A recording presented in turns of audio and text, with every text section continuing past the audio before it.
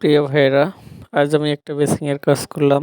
বেসিংয়ের পাশাপাশি আমাদের মেন গেটেরও কাজ আছে, তবে বেসিংয়ের ভিডিওটাই দিলাম যে বেসিং ওয়ালটার আগেরই করা ছিল। আজ বেসিংটা আমার হাতে ফিটিং হচ্ছে। বেসিং ফিটিংটা কেমন হবে অবশ্যই ভিডিওটি দেখে কমেন্টে জানাবেন। বেসিংটা অফ হোয়াইট কালার, এটা বাড়িওয়ালাদের চয়েস। বেসিংটার ফিটিং মালামালগুলো সবগুলো প্লাস্টিক নেওয়া হয়েছে, শুধু